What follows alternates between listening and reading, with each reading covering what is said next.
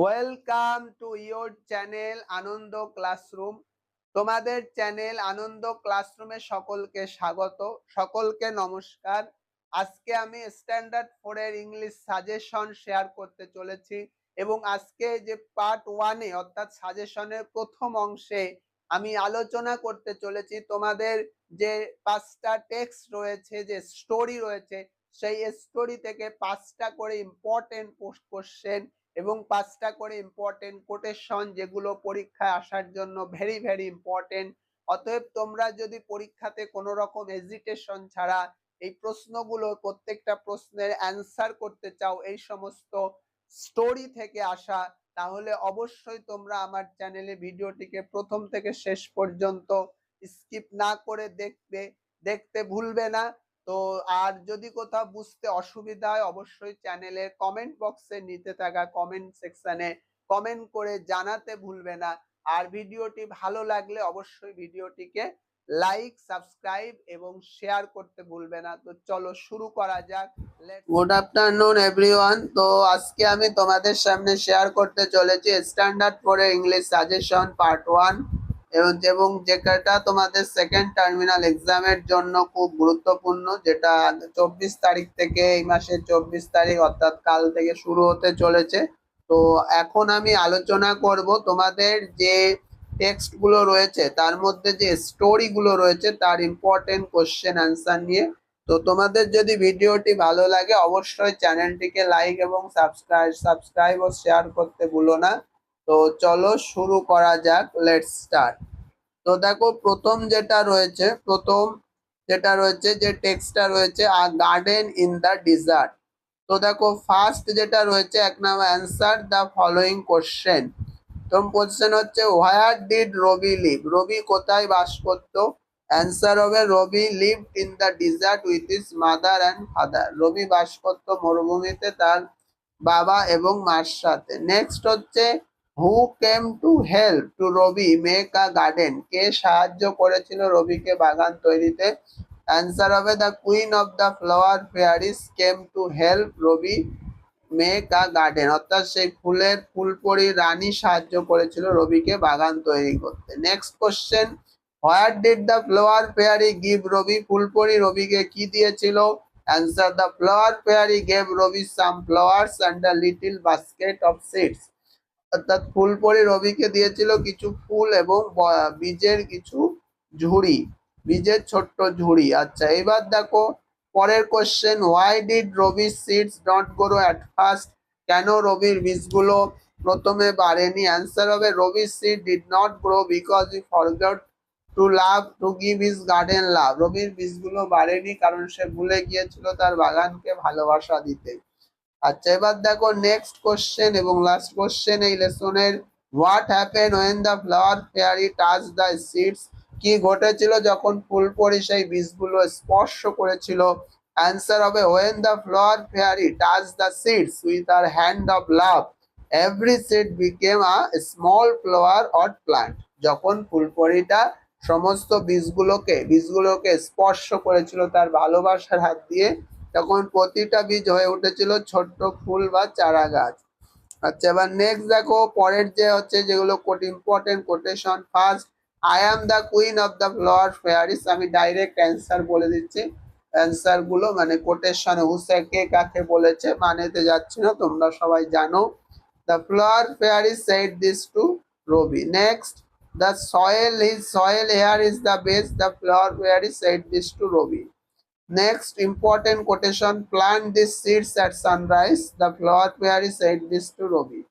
Next, give them love and then they will grow, the flower fairy said this to Robi. Next, always give your garden love, the flower fairy said this to Robi.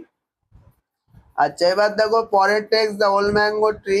তো first question হচ্ছে what did the old mango tree grow, কেন সেই বৃদ্ধ গাছটা কোথায় বড় হয়েছিল বা জন্মেছিল? The old mango tree grew by the river, সেটা নদীর পাশে বড় হয়েছিল। Next what did the new boy say to the other children, সেই নতুন ছেলেটা বা সেই লিটিল বয়, সেই ছোট্ট ছেলেটা অন্যান্য শিশুদের কি বলেছিল? অ্যান্সার কি হবে? The new boy or the little boy said that it was his father's mango tree. and told the other children to go away. সেই নতুন ছেলেটা বলেছিল সেই অন্যান্য শিশুদের যে এটা তার বাবার আম গাছ, অতএব অন্যান্য শিশুদের চলে যেতে বলেছিল। Next, why could the boy not pick the mangoes, কেন সেই ছেলেটা আমগুলো নিতে পারেনি? Answer, the boy could not pick the mangoes because the tree lifted its branch very high.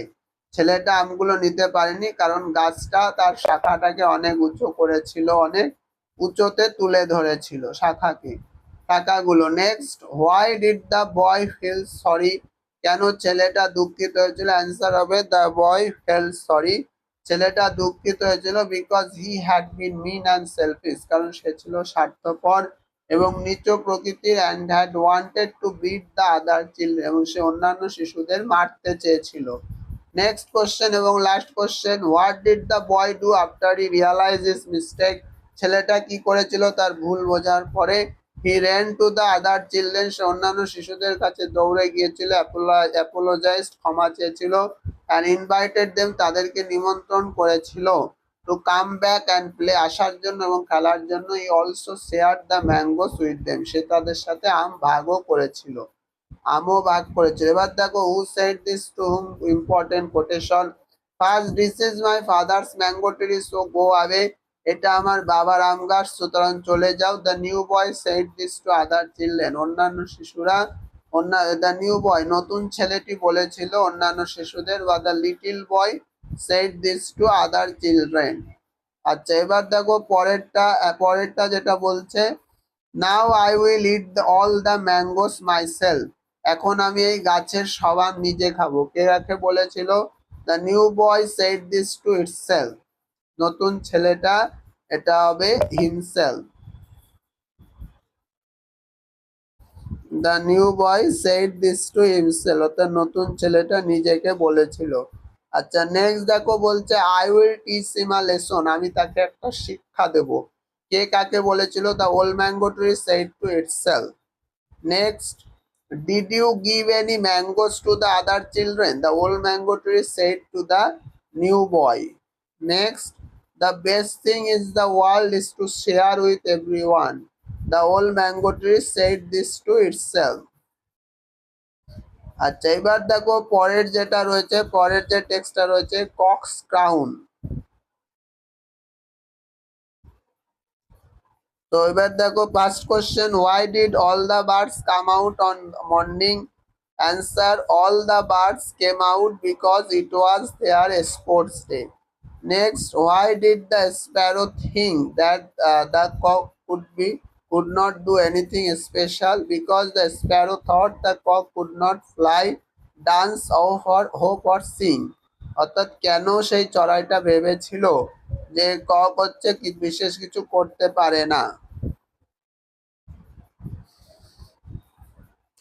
আচ্ছা, next question, what happen suddenly on sports day? Suddenly a big hairy spider fell down a tree from a tree. হঠাৎ কি ঘটেছিল? হঠাৎ ঘটেছিল একটা বড় একটা লোমযুক্ত মাকড়সা যেটা গাছের থেকে পড়েছিল। Next, how did the cock help the baby birds? কিভাবে সেই মোরগটা বাচ্চা পাখিদের সাহায্য করেছিল? The cock took the spider in his beak, অর্থাৎ সেই মোরগটা সেই পাখিটাকে তার তঞ্চুতে বা ঠোঁটে নিয়েছিল, and carried it to a big tree, এবং তাকে বহন করে নিয়ে গিয়েছিল এটাকে বড় গাছের কাছে, big tree away from the baby birds, সেই ছোট্ট পাখিদের থেকে সেই মাকড়সাটাকে অনেক বড় গাছের কাছে নিয়ে গিয়েছিল। Next, why did the queen give the cock a beautiful red crown? কেন রানী সেই মোরগটাকে সুন্দর লাল মুকুট দিয়েছিল? The queen gave the cock a beautiful red crown because he saved the baby birds and woke up the world every morning with his crowing. আচ্ছা, তো কেন? তাহলে দেখো বলছে যে রানী তাকে সুন্দর লাল মুকুটটা দিয়েছিল কারণ সে সেই ছোট্ট পাখিদের রক্ষা করেছিল এবং সে জাগিয়ে তোলে পৃথিবী থেকে প্রতিটা সকালে বা প্রতিদিন সকালে পৃথিবীকে জাগিয়ে তোলে তার ডাকের দ্বারা। আচ্ছা, এবার দেখো, who said this to whom? First quotation, today is sports day, the bird said this. Next, why did this cock come to our sports day? The sparrow said this to all birds. Next, help, help, the baby bird cried when they saw the spider. Next, please don't disturb us. Please don't disturb us again. The cock said this to a spider. To the spider. Next, every creature can do something special. The queen said this to all the birds. এবার দেখো পরের যে টেক্সটটা রয়েছে down with fever. First question, who came to Davis school one day? কে এসেছিল ডেভিসের স্কুলে? ডেভিড স্কুলে Mrs Maso the health worker came to Davis school one day. Mrs Maso স্বাস্থ্যকর্মী এসেছিল, স্বাস্থ্যকর্মী মিসেস ম্যাসো এসেছিল ডেভিড স্কুলে একদিন। Next, how did the children feel when they sat fever? অর্থাৎ শিশুরা কি অনুভব করেছিল বা কি অনুভব করেছিল যখন তাদের জ্বর হয়েছিল? তো এর অ্যান্সার কি হবে? এর অ্যান্সার হবে, তো দেখো এর অ্যান্সারটা কি হবে? এর অ্যান্সার হবে they felt hot thirsty and weak. তারা খুব গরম, তৃষ্ণার্ত এবং দুর্বল অনুভব করেছিল। Some had a headache or earache, কারোর মাথা যন্ত্রণা অথবা মাথা ব্যথা হচ্ছিল। And their mouth felt dry, এবং তাদের মুখ শুকিয়ে গিয়েছিল। পরের question, why should children with fever be washed in cool water? কেন শিশুদের জ্বরে অর্থাৎ জ্বরের সাথে তাদের ঠান্ডা জলে জ্বরে হলে সময় কি হয়? ঠান্ডা জলে ধুয়ে দেওয়া উচিত বা পরিষ্কার করা উচিত জ্বর হলে। অর্থাৎ যেসব শিশুদের জ্বর হয় তাদের কেন ঠান্ডা জল দিয়ে ধোয়া উচিত? অ্যান্সার কি হবে? Children with fever should be wash in cool water to wash away sweat and make the body cool.